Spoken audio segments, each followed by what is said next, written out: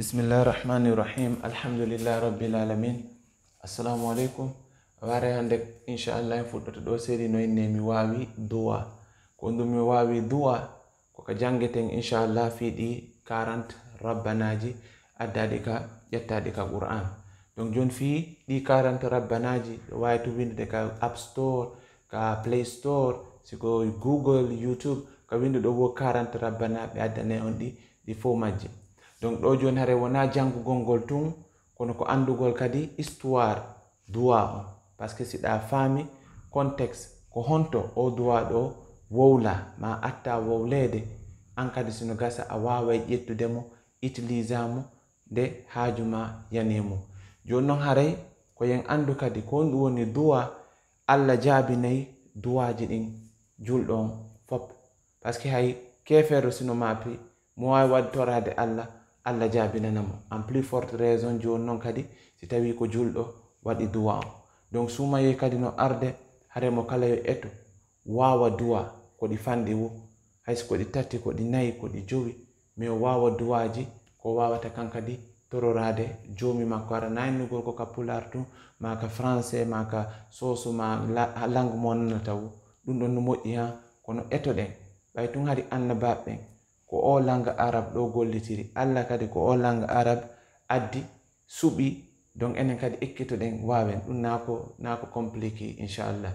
Donc du'a meɗen on ɗo hande ko rabbana taqabbal minna innaka anta samiul alim. Rabbana taqabbal minna innaka anta samiul alim. Rabbana taqabbal minna innaka anta samiul alim. Donc ɗum woni premier du'a on ka 40 rabbanaji. O ɗo ko ka surat Baqara o woni aya 127. donc ko ɗon iyotonmo e du'a ɗimmon kadi hiɗi jokkodiri. Kono inchallah fi o du'a ɗo ko annabi Ibrahim mo anduɗen on ɗon ko giɗo Allah moƴƴa, kañum e ɓiɗɗo mon on annabi Ismail. Annabi Ibrahim joni Allah nelimo yo yahu o waɗa honɗum o darnana Allah suudu makko ndun, ɗum ko ɗum woni suudu Kaaba ndun Makka. O ari noon o yewti ɓiɗɗo makko o inni jomi men no yamirilam yomi darnu suudu makko ndun. Annabi Ismail inni ɗum may waɗen golle ɗe ɓay ko jomi men yamiri. Joni noon ko en faamu taw annabaɓe ɗiɗo Allah neli ɓe inni yoɓe waɗu goɗɗum fi Allah, par ce que ko suudu Allah ndun ɓe on darnude. Joni ko ɗum du'a on ɗo inni o inni rabbana jomi amen, hollugol honɗum hollugol annabi Ibrahim no yiɗuno moƴƴa jangugol du'a o tawnora ton ɓiɗɗo makko ma o tawnora jama on fo nder ton.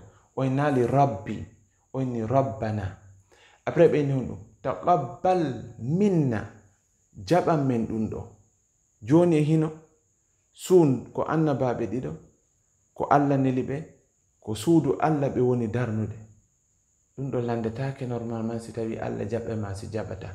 Kono ɗum ɗo no jannude honɗum sabu o taqabbal minna ɗo tun wota waɗu gollal han sikka awa forcé Allah jaɓingal a 100%.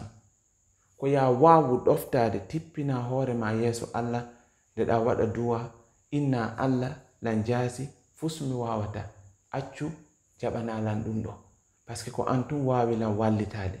Andi tippina hoore ma yeeso Allah.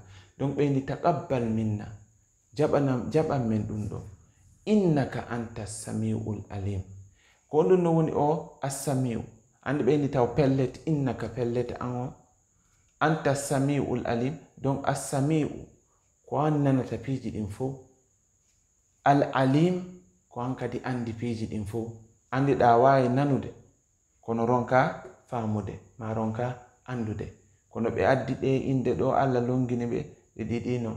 Donc tan ko ɓe darneno suundun ɗon hiɓe jangude o du'a ɗo rabbana taqabbal minna innaka anta samiul alim.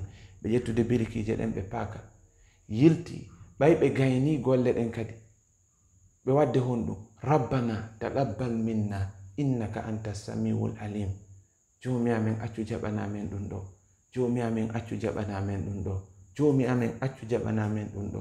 ɓe wadde golle makko hare kala gollal ko on tigi on wadde hare koko moƴƴi yo duumo e jangugol o duwa rabbana taqabbal minna innaka anta samiul alim. hare ɗum ɗon kadi ko fi ɓurtugol jeejugol Allah fino Allah jaɓiranamo kala gollal ngal o woni wadde. wa sallallahu wa sallam wa baraka ala nabiyana muhammad wa alihi wa sahbihi ajmain. rabbi irhamhuma kama rabbayani saghira.